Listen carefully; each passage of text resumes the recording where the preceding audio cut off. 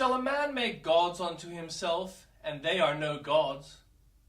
One great besetting sin of ancient Israel was idolatry, and the spiritual Israel are vexed with a tendency to the same folly.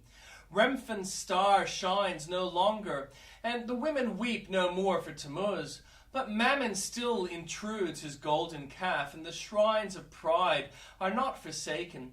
Self in various forms struggles to subdue the chosen ones under its dominion, and the flesh sets up its altars wherever it can find space for them. Favorite children are often the cause of much sin in believers. The Lord is grieved when he sees us doting upon them above measure. They will live to be as great a curse to us as Absalom was to David, or they will be taken from us to leave our homes desolate. If Christians desire to grow thorns to stuff their sleepless pillows, let them dote on their dear ones. It is truly said that they are no gods, for the object of our foolish love are very doubtful blessings. The solace which they yield us now is dangerous, and the help which they can give us in the hour of trouble is little indeed. Why then are we so bewitched with vanities?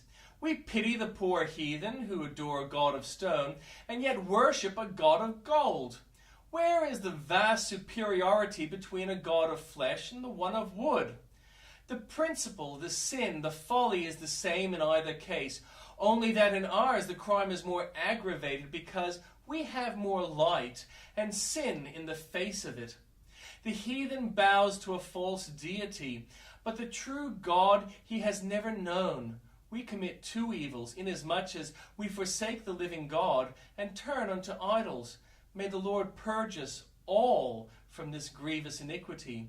The dearest idol I have known, whatever that idol be, help me to tear it from thy throne and worship only thee. Being born again, not of corruptible seed, but of incorruptible. Peter most earnestly exhorted the scattered saints to love each other with a pure heart fervently, and he wisely fetched his argument not from the law, from nature, or from philosophy, but from that high and divine nature which God hath implanted in his people. Just as some judicious tutor of princes might labor to beget and foster in them a kingly spirit and dignified behavior, finding arguments in their position and descent, so looking upon God's people as heirs of glory, princes of the blood royal, descendants of the kings of kings, earth's truest and oldest aristocracy, Peter saith to them, See that ye love one another, because of your noble birth being born of incorruptible seed, because of your pedigree being descended from God, the creator of all things, and because of your immortal destiny. For you shall never pass away, though the glory of the flesh shall fade, and even its existence shall cease.